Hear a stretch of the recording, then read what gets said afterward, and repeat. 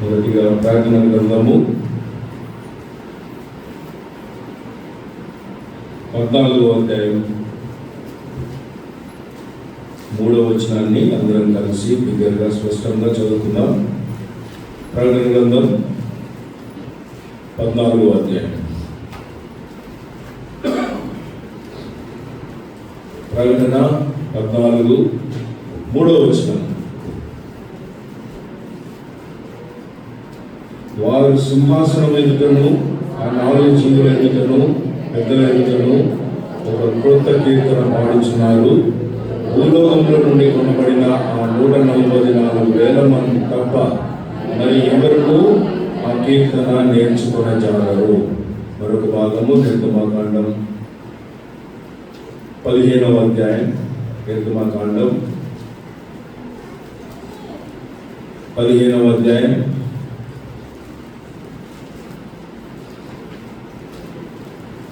మొదటిగా 13వ వచనం, తరువాత మొదటి వచనంలో మొదటి భాగం. నిర్గమకాండం 15వ అధ్యాయం 13వ వచనము మొదటి భాగము, అలాగే 15వ అధ్యాయము మొదటి వచనంలో మొదటి భాగం. 13వ వచనము మొదటి భాగం చదువుకుందాం. నీవు విమోచించిన ఈ ప్రజలను నీ కృప చేత తోడుకొని పోతివి. చాలండి. మొదటి వచనము మొదటి భాగము. అప్పుడు మోషేయు ఇశ్రాయేలీయులను యెహోవాను గూర్చి ఈ కీర్తన పాడిరి. మరొకసారి ఇదే భాగాన్ని చదువుకుందాం. 15 మొదటి. అప్పుడు మోషేయు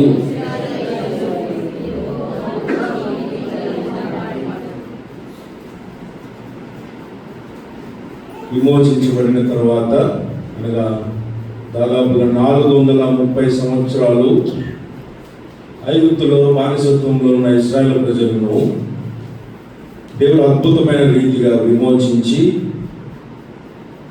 వాగ్దానం చేసిన ప్రకారంగా తాను ఇశ్రాయేలు ప్రజలను ఐగుప్తు చెర నుండి బయటికి తీసుకొని వచ్చి ఎర్ర సముద్రమును దాటించాడు. ఇక్కడ వారు ఎప్పుడైతే ఎర్ర సముద్రము దాటారో, దాటిన తర్వాత రాయబడిన మాట ఇమ్మీడియట్గా అప్పుడు ఆ మాట రాయబడి ఉండదు. చూడండి మొదటి వచనంలో అప్పుడు.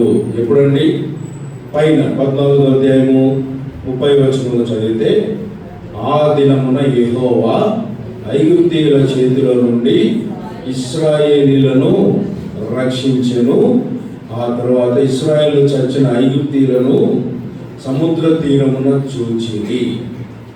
ఎప్పుడు పాడారంటే, ఇప్పుడు ఈ కీర్తన ఎప్పుడు పాడారంటే, వీళ్ళు ప్రశ్నకి జవాబు కావాలి. ఎప్పుడు పాడారండి? చదువుకున్న దాంట్లో ఇశ్రాయేలులను రక్షించెను. ఏ దినమైతే వారు ఐగుప్తు నుండి బయటికి వచ్చి ఎర్ర సముద్రమును దాటి యూతలకు వచ్చారో, వారి కళ్ళ ముందు జరిగిన అద్భుత కార్యాలు ఏంటంటే, సుమారుగా వీరిని బయటికి తీసుకురావడానికి 10 దినాలు 10 పర్యాలు మోషే ఫరో రాజును సందర్శించాడు. ప్రతిసారి కూడా ఒక సూచక్రియ, లేకపోతే వాళ్ళకు ఒక తెగులు. యూతల పక్క ఐగుప్తీయులు ఉన్నారు, అదే ప్రాంతంలో అదే నేల మీద ఒకవైపు ఇశ్రాయేలు ప్రజలు ఉన్నారు. వీరికి చీకటి ఉందంట, వీరికి ఏముందంట? వెలుగు. వీటి మీద వీరికేమో మిడతలు ఉన్నాయంట, వీరికి ఏముందంట? వీరికేముంది? ప్రశాంతమైన నిద్ర ఉంది. పడకలలో కూడా కప్పలు వచ్చినాయంట, పురుగులు వచ్చినాయంట. ఇన్ని తెగుళ్ళు. వారు నీళ్లు తాగడానికి నీరు కూడా లేదంట రాయబడింది అక్కడ. అంటే ఐగుప్తు జలాలన్నీ ఏమైనాయి అంట? రక్తమేమైపోయినాయి. యువతలు వీరు మాత్రం ప్రశాంతంగా ఉన్నారు. ఈ అన్ని సూచక్రియలు, ఈ అద్భుత కార్యాలన్నీ దేవుడు వారి మధ్య చేయడం చూశారు. అక్కడితో అయిపోలా. ఎప్పుడైతే బయటకు వచ్చారో, ఎక్కడికి? ఐగుప్తు నుండి బయటికి తోడుకొని రాబడ్డారు. వచ్చిన తర్వాత వారు మొట్టమొదటి ఆనందం ఏముందంటే, వాళ్ళు బయటికి రాగానే ఎర్ర సముద్రం. ఈ ఎర్ర సముద్రంను చూసి మొదట అనుకున్నారంట వారు ఇశ్రాయేలు ప్రజలు.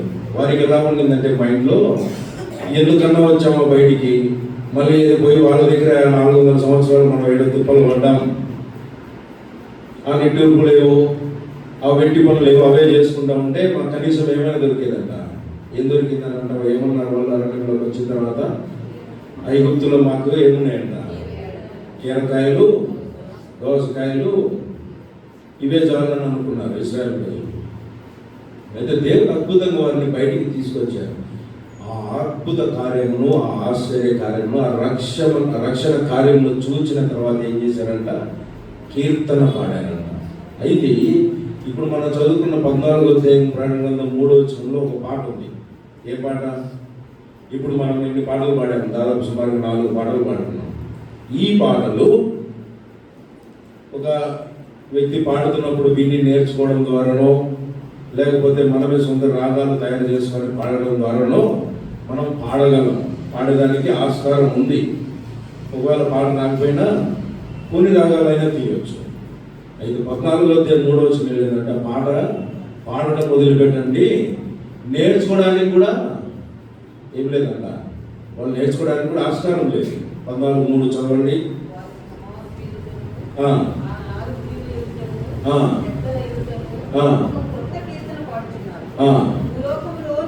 భూలోకములో నుండి కొనబడిన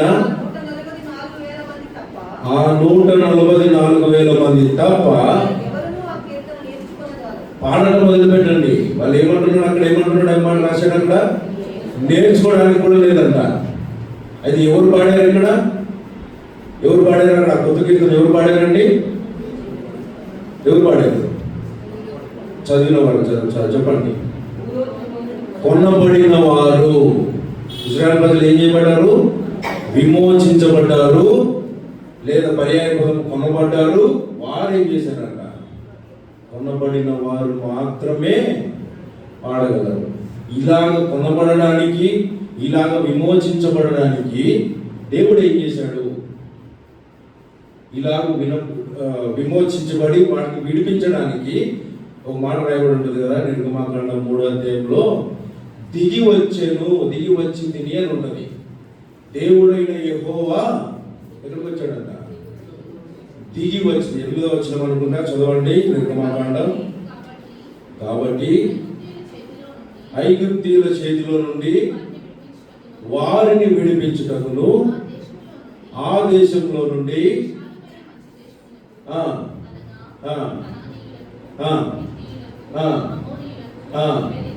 పెరిజీలకు నివాస స్థానమై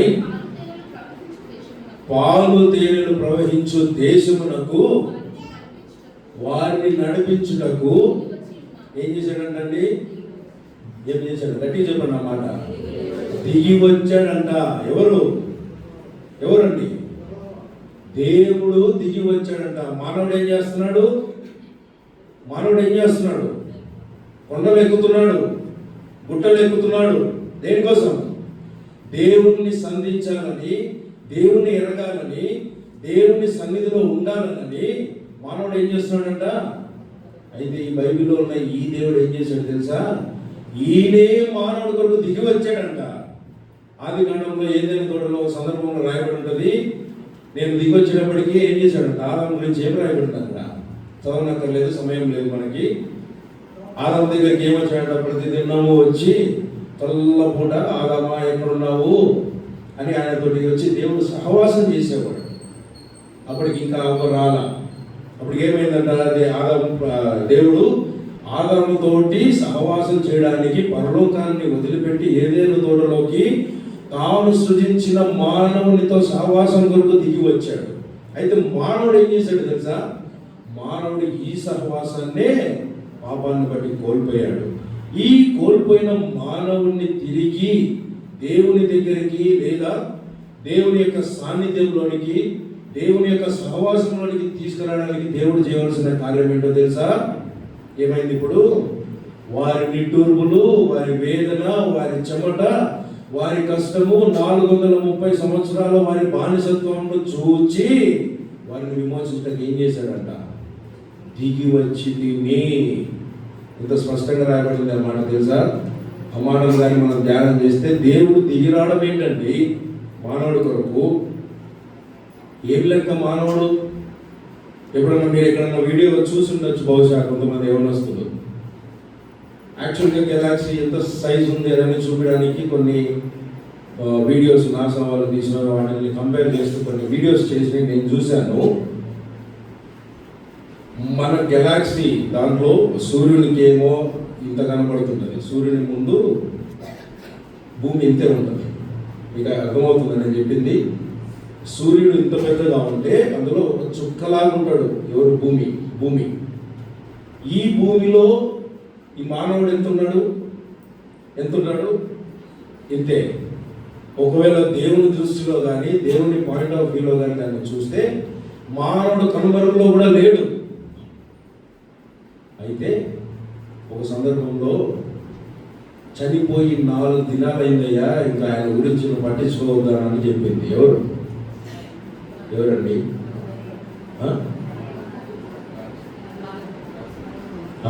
లాజరు. అనుమానంగా చెప్తున్నారు. 4 దినాలైంది, వాడికి ఇప్పుడు ఏం చేస్తున్నాడు? కంపు కొడుతున్నాడు. యేసు ప్రభు రక్షించడానికి వాడిని బ్రతికించడానికి వస్తే ఏమైందండి? ఇప్పుడు ఏమంటుంది ఈమె? చనిపోయి 4 దినాలు. ఏంటో 4 దినాలు? ఆదాము నుండి అబ్రహాం వరకు 1000 సంవత్సరాలు, అక్కడ అబ్రహాం నుండి దావీదు వరకు 1000 సంవత్సరాలు, దావీదు నుండి యేసు ప్రభు భూమి మీదకి వచ్చేదానికి 2000 సంవత్సరాలు. ఎన్ని సంవత్సరాలు అయింది? 4000 సంవత్సరాలు. దేవుని దృష్టిలో ఒక సంవత్సరం అండి 1000 సంవత్సరాలు ఉందంట. పేతురు రాసిన పత్రికలో ఉన్నది. ఈ మానవుడు, పడిపోయిన మానవుడు, చనిపోయిన స్థితిలో ఉన్న మానవుడిని బ్రతికించడానికి ఆయనే వచ్చాడంట. ఎక్కడికి? సమాధి దగ్గరికి వచ్చాడంట. 11వ అధ్యాయం యోహాను సువార్తలో రాయబడి ఉంటుంది. వచ్చి అక్కడ చూశాడంట. చూస్తే ఏమైంది? బండ అడ్డం పెట్టబడింది. అందుకే కీర్తనకారుడు కూడా అంటాడు, విమోచించడానికి ఏం చేశాడంట? దేవుడు దిగి వస్తే లాజరు దగ్గరికి. ఇదే సందర్భంలో 69వ కీర్తనలో ఒక మాట రాయబడి దయచేస్తున్నాను. నేను దావీదు అంటాడు ఆ మాటను. 69వ కీర్తన 18వ వచనం.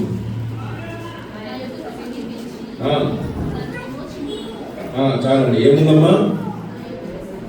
నా యుద్ధకు సమీపించి నన్ను విమోచింపుము. విమోచించాలంటే ఏం చేయాలంటే ఇప్పుడు ఏముంది? ఈ మాటనే మనము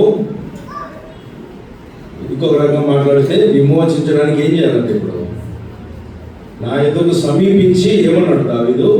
నా యుద్ధకు సమీపించి నన్ను విమోచింపుము అంటే విమోచించడానికి ఏం చేయాలంట? విమోచించేవాడు ఏం చేయాలి? సమీపించాలి. సమీపించకుండా ఏం చేయలేదంట. ఏం చేయలేదు. ఈ మాటకు అర్థం అదే కదా. నా యుద్ధకు సమీపించి నన్ను విమోచింపుము. ఆ మాట అన్నాడు అంటే సమీపించకుండా. ఎందుకు? ఎలాంటి పరిస్థితులు వెళ్తున్నాడు దావీదు? మనం అన్ని రెఫరెన్సులు సహా చూడలేం. కానీ రాజుగా అభిషేకించబడిన తర్వాత సుమారుగా 13 సంవత్సరాలు రాజు సింహాసనానికి ఎక్కలేకపోయాడు. ఒకవైపు సొంత అన్నదమ్ములు ఆయన చేరించుకున్నారు. ఎక్కడ? ఫిలిస్తీన్ల దండులోకి. వాడు గొల్లియాతు వచ్చి, ఎవడైనా మీలో ఉంటే ఎవరైనా వచ్చి నాతో యుద్ధం చేయండి, గెలవండి, నేను ఫిలిస్తీన్లంతా మీకు బానిసలు అవుతాము అని మాట్లాడితే ఒక్కడు కూడా నిలబడ్డా.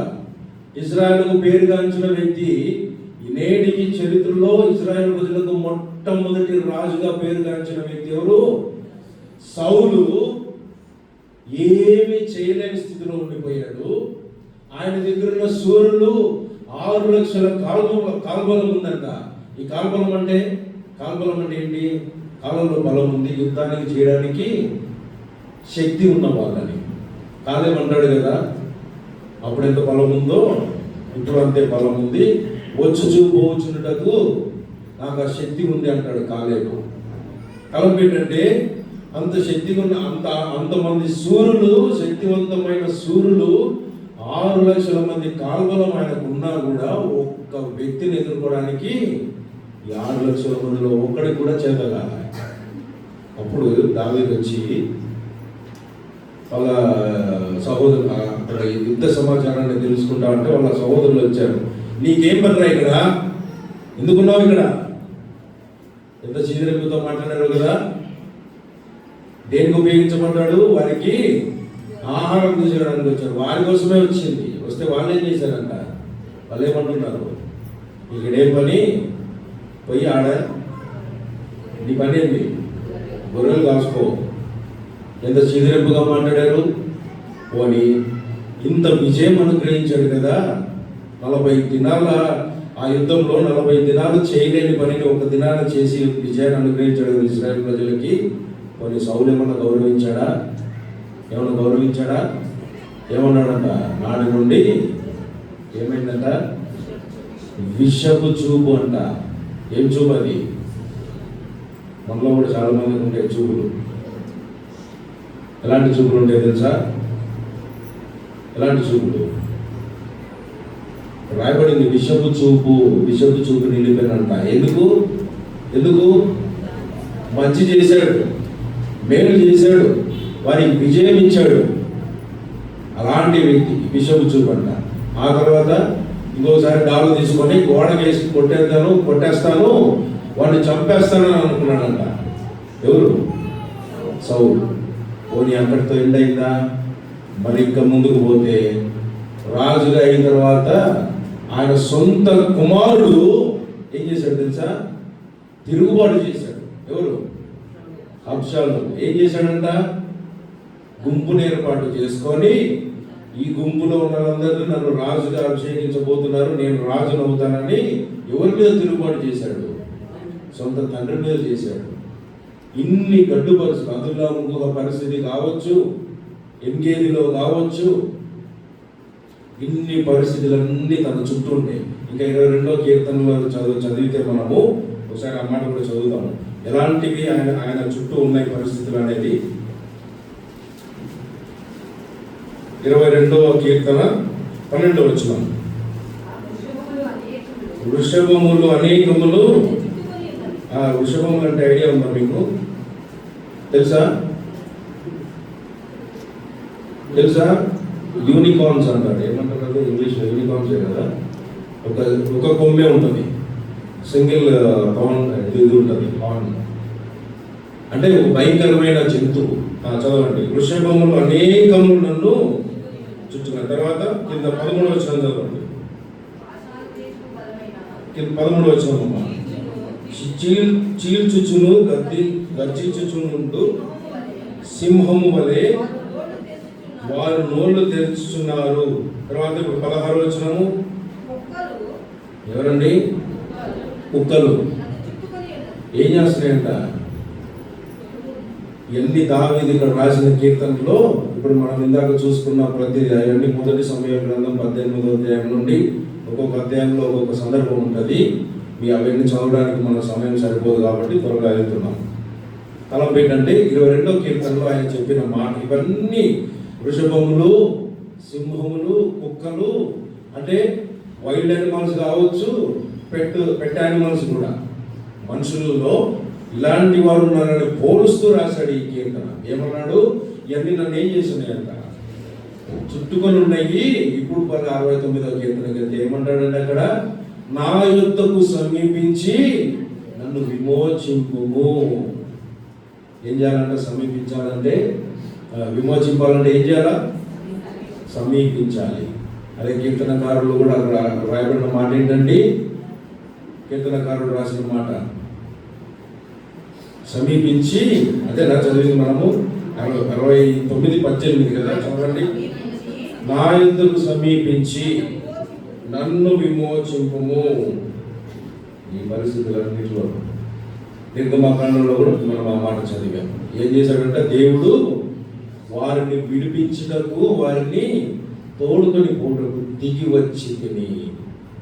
ఈ విమోచన గురించి ఒక సందర్భం చూసి ముగింపులో సందర్భం చూసి మనం ఆరాధనలో ప్రవేశిద్దాం. రూతు గ్రంథంలో 4వ అధ్యాయంలో ఒక వ్యక్తి ఉన్నాడు, పేరు లేని వ్యక్తి. ఆ వ్యక్తికి పేరు లేదు.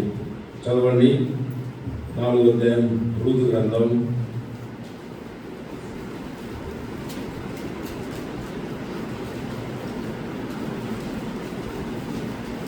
మొదటి వచనం చదువుతుంటండి. బోయజు పురద్వారం వద్దకు పోయి అక్కడ కూర్చుండగా బోయజు చెప్పిన బంధువుడు ఆ త్రోవను పోచుండెను కనుక ఈ ఓయి అనే వ్యక్తే ఇక్కడ పేరు లేని వ్యక్తి. ఈ రూతు గ్రంథంలో 4 ప్రాముఖ్యమైన వ్యక్తులు ఉన్నారు, మనం చూడగలము. మొదటిది నయోమి, రెండవది రూతు, తర్వాత బోయజు, 4వ వ్యక్తి ఈ పేరు లేని వ్యక్తి. వీరు ఒక్కొక్కరు ఒక్కొక్క దానికి సాదృశ్యంగా ఉన్నారు. మొదటిగా నయోమి ఈ పాత నిబంధన భక్తులు, ఎవరైతే ఆదాము మొదలుకొని మలాకి వరకు ఉన్న భక్తులందరికీ సాదృశ్యం నయోమి. రూతు అన్య జనాంగం నుండి లేదా పాపపు కట్లతో బంధకాల్లో ఉన్న వ్యక్తికి సాదృశ్యము, అన్య జనాంగంకి సంబంధించిన వ్యక్తి. బోయజు యేసుక్రీస్తు ప్రభువుకు సాదృశ్యము. ఈ ఓయి అనే వ్యక్తి ధర్మశాస్త్రం. మీకు అర్థమైందా? మళ్ళీ చెప్తాను ఈ మాట. ఈ 4 ప్రాముఖ్యమైన వ్యక్తులు, మొదటిదిగా నయోమి, రెండవది రూతు, మూడవది బోయజు, 4వది పేరు లేని వ్యక్తి. ఈ నయోమి పాత నిబంధనలో ఉన్న భక్తులందరికీ సాదృశ్యము. రెండవది రూతు బంధకాలంలో ఉన్న అన్య జనాంగానికి సంబంధించిన వారికి సాదృశ్యము. తర్వాత బోయజు యేసుక్రీస్తు ప్రభు వారికి సాదృశ్యము. 4వది పేరు లేని వ్యక్తి. ఈ పేరు లేని వ్యక్తి ధర్మశాస్త్రం. ఇక్కడ జరుగుతున్న సందర్భం ఏంటంటే, ఆమెకు ఒక భూమి ఉంది, ఆ భూమిని ఏం చేయాలంట?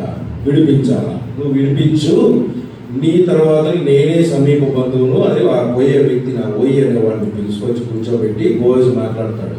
నువ్వు విడిపిస్తావా అంటే ఫస్ట్ నేను అంటాడు, నేను విడిపించగలను అంటాడు. ఎవరు? చదవండి, ఇప్పుడు ఆ భాగానికి రండి. 4 చివరిలో ఉంటుంది, లేకపోతే 4వ వచనం చదవండి, మనకు అర్థం కావాలా. ఈ పుర నివాసుల ఎదుటను నా జనుల పెద్దల ఎదుటను ఆ భూమిని సంపాదించుకొనుము. ఏమనగా దాన్ని విడిపించుటకు నీవు ఒప్పుకొనిన ఎడల విడిపింపుము. అది స్పష్టముగా నాతో చెప్పుము. నీవు గాక దాన్ని విడిపింపవలసిన బంధువుడు ఎవడును లేడు, నీ తర్వాతి వాడను నేనే అని అందుకతడు నేను విడిపించదనెను. ఆ తర్వాత కిందకు వస్తే మళ్ళీ ఇప్పుడు ఆమె ఏమంటాడంటే, ఆమెకు సంతానాన్ని కూడా చేయాలా, ఆమె సంతానాన్ని వంశాలను స్థిరపరచాలంటే, ఇప్పుడు రండి 6వ వచనం. ఆ బంధువుడు నేను దానిని విడిపించుకొనలేను, నా స్వాస్థ్యమును పోగొట్టుకుందునేమో, నేను దాన్ని విడిపింపలేను కనుక నీవే నాకు బంధు ధర్మము జరిగించు అని. ఎందుకు ఆ మాట అన్నాడు? నేను విడిపించగలను అని. నేను ఇందాక ఎందుకు వాళ్ళ సాదృశ్యాలు చెప్పానంటే, ధర్మశాస్త్రము కూడా విడిపించడానికి సాదృశ్యంగా కనబడుతున్న ఆ ధర్మశాస్త్రం కూడా విడిపించగలే శక్తి కలిగిన దానిగా పాత నిబంధన భక్తులకు కనిపించినప్పటికీ యేసుక్రీస్తు ప్రభువు వారు చేయవలసిన కార్యమును ధర్మశాస్త్రం చేయలేకపోయింది. దాన్ని అంటాడు కదా, రోమపత్రిక 8వ అధ్యాయం చదవండి అన్నమాట. రోమపత్రిక 8వ అధ్యాయం 3-4 తొడతారుగా. శరీరం అనుసరింపక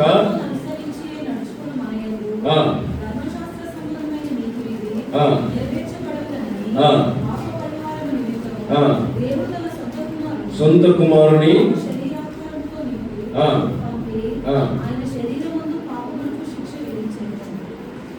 రెండవ వచనం, క్షమించండి, 8:2. ధర్మశాస్త్రము దేనిని చేయజాలకపోయేనో దాన్ని ఎవరు చేశారంట? ధర్మశాస్త్రం అంటే ఎవరు? మనం చూసిన భాగంలో ఓయి అనే వ్యక్తి ధర్మశాస్త్రము దేనిని చేయజాలకపోయేనో. ఇప్పుడు చదవండి అన్నమాట 2. క్రీస్తు యేసునందు జీవము చావు యొక్క నియమము పాప మరణముల నియమం నుండి నన్ను విడిపించెను. తర్వాత ఏమంటాడు? ఎట్లనగా ధర్మశాస్త్రము దేనిని చేయజాలకపోయేనో దానిని దేవుడు ఎట్లా చేశాడంట? ధర్మశాస్త్రం ఏం చెప్తుందండి? ధర్మశాస్త్రం ఏమంటుంది? పంటికి పన్ను, కంటికి నువ్వు పాపం చేసావా? నువ్వు పాపం చేసావా? ఏం చేయాలా? శిక్ష అనుభవించు. నువ్వు పాపం చేసావా? ఏం చేయాలా? మరణానికి పాత్రుడవు. చాలా సింపుల్గా చెప్పేస్తుంది ధర్మశాస్త్రం. ఏమని? నువ్వు తప్పు చేసావా? శిక్ష. పాపం చేసావా? శాపగ్రస్తుడు. శాపగ్రస్తుడు అయ్యావా? ఏముందట? మరణం. ఇది తప్పు, ఇది ఒప్పు అని మాత్రమే చెప్పగలిగిన ధర్మశాస్త్రము ఏం చేసిందంట? మానవుణ్ణి విమోచించలేకపోయింది. దానికి ఉన్న డ్రాబ్యాక్ అది ధర్మశాస్త్రానికి. అందుకేమన్నాడంటే ధర్మశాస్త్రము దేన్ని చేయజాలకపోయేనో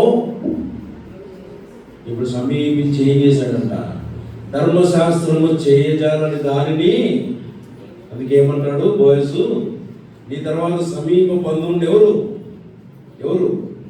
నేనే. బోయసు తన గురించి తాను చెప్పుకుంటాడు. నీ తర్వాత సమీప బంధువు, దాన్ని విడిపించడానికి ఆస్కారం ఉన్న సమీప బంధువు నేనే. నాకు ముందు నువ్వు ఉన్నావు, నువ్వు చేయకపోతే నేను చేస్తాను. ఈ సందర్భంలోనే ఆ మాట రాబడుతూ అంటాడు, నువ్వు విడిపించకపోతే ఈ పురజనాలందరి ముందు నేను దానిని సంపాదించుకున్నాను, దానికి మీరు సాక్షులు అని అంటాడు. ఆ చరిత్రాంతం మీకు తర్వాత చదవండి కావాలంటే. తలపెట్టండి. ధర్మశాస్త్రము దేని చేయజాలకపోయేనో దానిని దేవుడు చేశాడు. ఎలాగ చేశాడు? మానవునికి దేవుడు సమీప బంధువు కావాల్సి వచ్చింది. ఎలాగా? మానవ శరీరాకారంలో తాను జన్మించిన ద్వారా రక్త మాంసములలో ఏమయ్యాడు? పాలివాడయ్యాడు. మహిమాన్విత శరీరం కలిగిన దేవుడు, సార్వభౌమ అధికారం కలిగిన దేవుడు, నోటి మాటతో సమస్తమును సృష్టించిన దేవుడు, సర్వాధికారి అయిన దేవుడు, సమీపింపరాని తేజస్సులో అమరత్వము కలిగిన దేవుడు ఏమయ్యాడంట? ఫిలిప్పీయులకు రాసిన పత్రిక 2వ అధ్యాయంలో రాయబడ్డ 4:2 అనుకుంటా. ఏమంటాడంట? దాసుని స్వరూపము ధరించాడు, సమీప బంధువయ్యాడు, రక్త మాంసములలో ఏమయ్యాడంట? పాలివాడయ్యాడు. అలాగే వారు విమోచించబడ్డారు. అదే రక్తము ద్వారా ఐగుప్తుల చెర నుండి 430 సంవత్సరాల చరిత్ర వారి గురించి రాయబడిన మాట మనం ద్వితీయోపదేశకాండంలో చదివితే, తర్వాత నెహెమ్యా గ్రంథం 3వ అధ్యాయంలో కూడా దాని గురించి నెహెమ్యా మా పితరులు ఇలా ఉన్నారు, వారు వెళ్ళిన సందర్భం ఇది, వారి నిట్టూర్పులు ఇవి, వారి వేదనలు ఇవి, వారు ఏడ్చారు, కన్నీరు కార్చారు, వారి మొర విని నేను భూమికి దిగి వచ్చి తిని అన్న మాట మాట్లాడాడు కదా. ఎలాంటి పరిస్థితిలో ఉన్న వారిని విడిపించడానికి దేవుడు ఏం చేశాడంట? దిగి వచ్చాడు. నిన్ను నన్ను విమోచించడానికి దేవుడు ఈ కార్యం చేయాల్సి వచ్చింది. ఏ కార్యం అండి? సమీప బంధువు. నిన్ను సమీపించాలి. దేవుడుగా దిగి వచ్చుంటే, దేవుడుగానే దిగి వచ్చుంటే ఆలోచన చేశారు ఎప్పుడన్నా? ఆయన సృష్టించిన సూర్యుని చూడడానికే శక్తి చాలదు మానవునికి. ఒకనొక సందర్భంలో నువ్వు డైరెక్ట్గా నన్ను చూస్తే చస్తావు అంటాడు. ఎవరిని? మోషేని. అయితే ఏం చేయాలంట? నా వెనుక తట్టు చూడు, ఈ వెనుక తట్టు చూస్తే నేను బతుకుతావు. దాని అర్థం ఏంటంటే ముఖాముఖిగా దేవుణ్ణి చూడడానికి కూడా మానవునికి ఏం లేదంట. అలాంటి స్థితిలో ఉన్న దేవుడు ఒకవేళ మానవునికి డైరెక్ట్గా దేవునిగా దిగి వస్తే ఏమై ఉండేదండి? భూమి అంతా కాలిపోయి ఉండేది. అయితే అద్భుతంగా దేవుడు ప్రణాళికబద్ధంగా యుగం వెంబడి యుగం తన కుమారుడైన యేసుక్రీస్తు ప్రభువును నా పాప విమోచన కొరకు, నా విడుదల కొరకు మనల్ని సమీప బంధువుగా ఉండి మనల్ని విడిపించడానికి ఏం చేశాడంట? రక్త మాంసములలో తద్వారా ఏమైందంట? నీకు నాకు ఏమైందండి? విమోచన. మనం దానికి ఆస్కారం కలిగిన వ్యక్తులం కాదు, అర్హులం కూడా కాదు. అందుకే ఏమంటాడంట? వాళ్ళు ఏం చేశారంట? విమోచించబడిన వారు. నిర్గమాకాండం 15:3 చివరిలో రండి చదువుకుందాం అందరం కలిసి. నిర్గమాకాండం 15:13 వచ్చింది.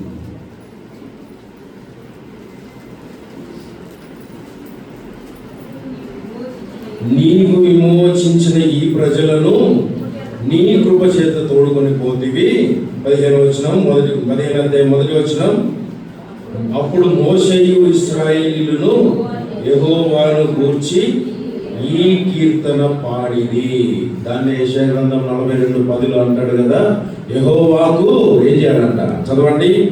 యెషయా గ్రంథం 42 చదవండి. 42:10.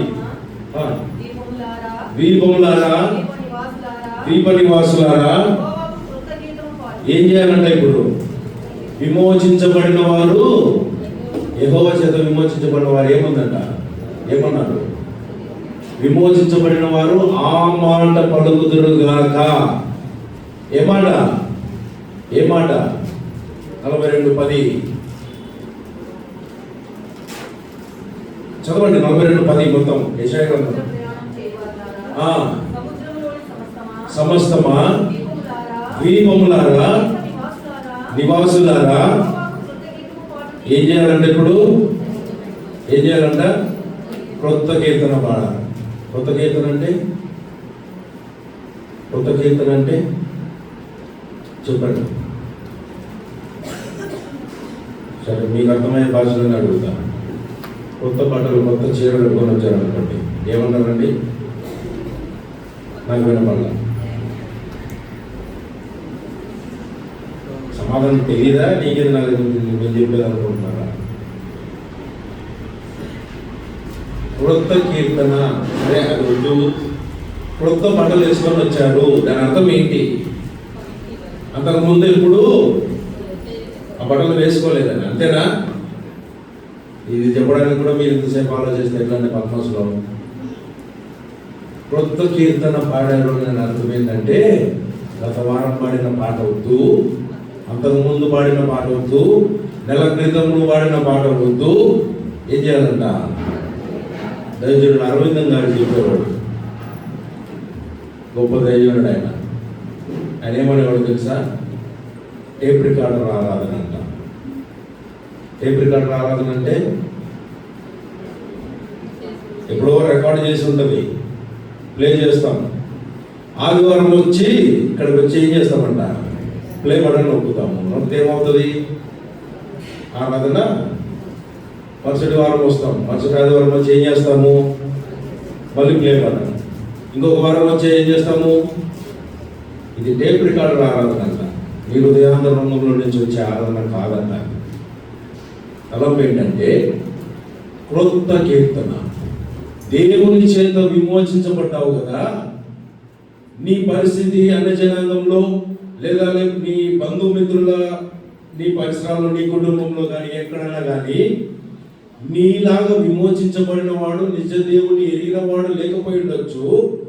వారికి లేని భాగ్యమును, వారికి లేని భాగ్యమును నీకు ఇచ్చాడు కాబట్టి ఏం చేయాలనంట? నేర్చుకున్నది కాదు, నీ సొంత అనుభవంలో నుండి రావాలని. వారు దేవుడు చేసిన కార్యమును చూచారు, చూసి ఏం చేశారంట? కీర్తన పాడిరి. వాళ్ళు కొత్త కీర్తన ఎందుకు పాడారంట? ప్రకటన 14:3 భూలోకంలో నుండి కొనబడిన 144,000 మంది. కొత్త కీర్తన. ఈ వారము కొత్త కీర్తన, మరుసటి వారము కొత్త కీర్తన. ఎక్కడి నుంచి వస్తుంది? అనుభవం నుండి. నిన్ను ఎలాంటి స్థితిలో నుండి వ్యక్తిగతంగా నీకే తెలుసు, వ్యక్తిగతంగా నాకు తెలుసు.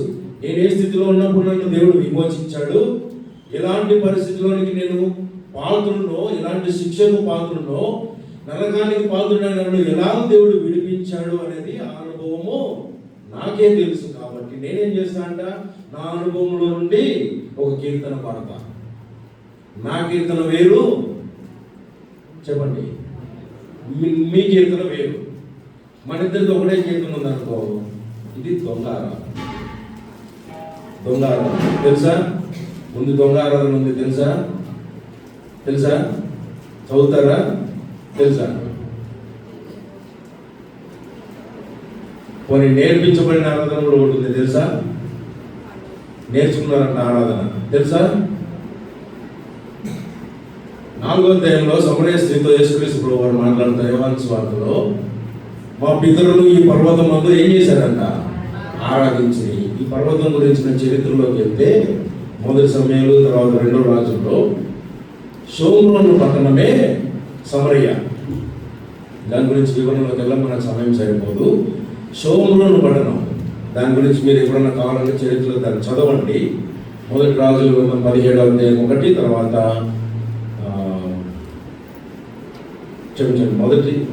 మొదటి రాజుల్లోనే ఉంది. అక్కడ ఉన్న సందర్భం ఏంటంటే షోమ్రోను పట్టణమును కొండను కొన్నాడు. ఆ కొండ మీద షిమ్రీ దగ్గర కొంటాడు. కొండ మీద పట్టణం కట్టించి ఆ పట్టణానికి షోమ్రోను అని పేరు పెడతాడు. ఆ పట్టణానికి సంబంధించిన ప్రజలే ఎవరంటే వీళ్ళు సమరయులు. అయితే ఇక్కడ జరిగిన సందర్భం ఏంటంటే సింహాలు వచ్చి మమ్మల్ని తినేస్తున్నాయని నన్ను మాట్లాడితే వాళ్ళు వెళ్తే ఆ ప్రజలకు ఒక యాజకుడిని ఏర్పాటు చేసి వారి ద్వారా ఈ ప్రజలకు ఆ దేవుని మర్యాదను నేర్పించాడు.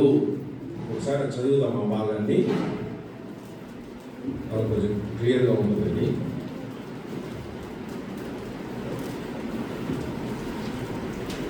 రెండవ రాజు అనుకుంటా, నేను చూస్తాను.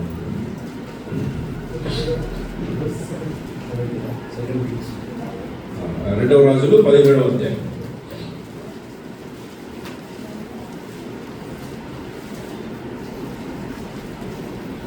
అష్షూరు రాజు బబులోను కూత అవ్వ 24వ వచనం నుండి చదువుతున్నాను, నేను చదువుతాను, మీరు మీ భాగంలో గమనించండి. అష్షూరు రాజు బబులోను కూత అవ్వ హామతు సెఫర్వాయిము అనే దేశంలోని జనులను రప్పించి ఇశ్రాయేలు వారికి మారుగా షోమ్రోను పట్టణంలో ఉంచారు కనుక వారు షోమ్రోను దేశంలో స్వతంత్రించుకొని దాని పట్టణంలో కాపురం చేసేది. అయితే వారు కాపురములను ఆరంభించినప్పుడు యెహోవా యందు భయభక్తులు లేని వారు కనుక యెహోవా వారి మధ్యకు సింహములను పంపెను, అవి వారిలో కొందరిని చంపెను. తమను పట్టుకొనిన షోమ్రోను పట్టణంలో తాము ఉంచిన జనులకు ఆ దేశపు మర్యాదను ఆ దేశపు దేవుని మర్యాద తెలియకున్నది కనుక ఆయన సింహములను పంపించాను.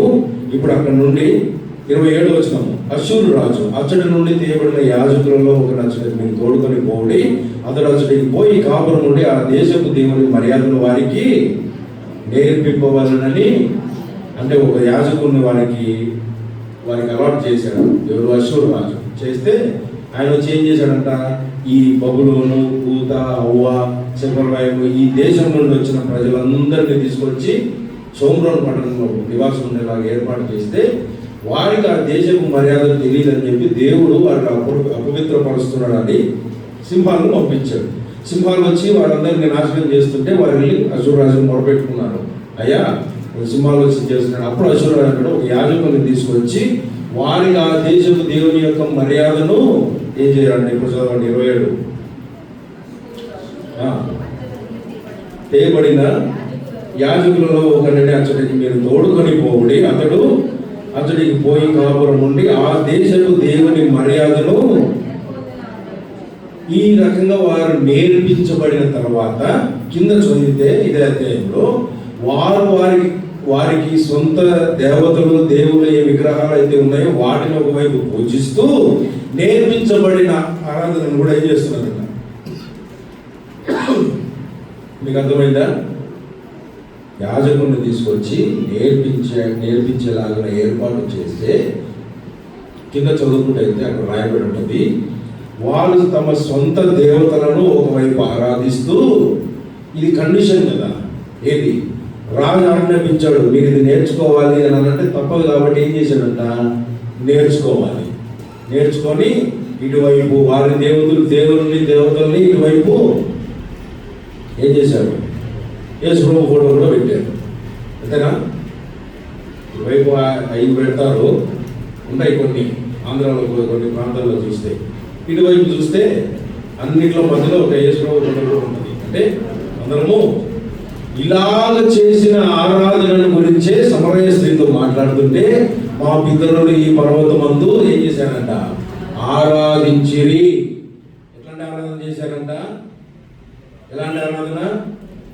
నేర్పించబడిన ఆరాధన. ఈ ఆరాధన దేవుడు అంగీకరించడు.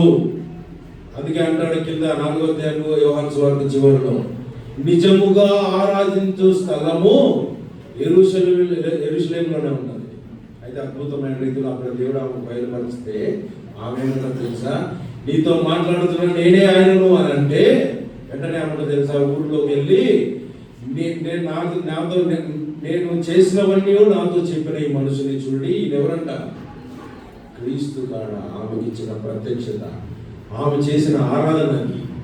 ఎలాంటి ఆరాధన చేసిందంట, అప్పటి వరకు నేర్చుకున్న ఆరాధన చేసిన వ్యక్తి ఎప్పుడైతే నేనే అని యేసుక్రీస్తు ప్రభువారు ఆమెకు బయలుపరుచుకున్నాడో వెంటనే ఏమంటో తెలుసా, ఆ కుండ అక్కడ వదిలిపెట్టి ఊరిలోనికి వెళ్ళి నేను చేసినవన్నీ నాతో చెప్పిన ఈ మనుషుని చూడి ఈయనెవరంట, ఈయనెవరు, క్రీస్తు కాడా. ఎంత అద్భుతమైన ప్రత్యక్షత. ఇలాగ విమోచించబడి ఇలాంటి ప్రత్యక్షత పొందిన మనము ఆ ప్రత్యక్షతను అనుసరించి, నీ అనుభవాన్ని అనుసరించి ఏం చేయాలంట, కొత్త కీర్తన పాడేది. భూలోకంలో కొనబడిన వారు తప్ప ఇంకెవరంట, బయట వాళ్ళకి ఈ పాట నేను తెలుసా, వారికి నేర్పించినా కూడా ఈ కొత్త కీర్తన ఏంటంట వాళ్ళకి రాదు, వారు నేర్చుకోవడానికి కూడా ఆస్కారం లేదు. విమోచించబడిన ప్రజలుగా ప్రభువును మనం ఆరాధించినట్లు దేవుడి వాక్య భాగాలను దీవించిన ఆరాధనలో ప్రవేశించక మునుపు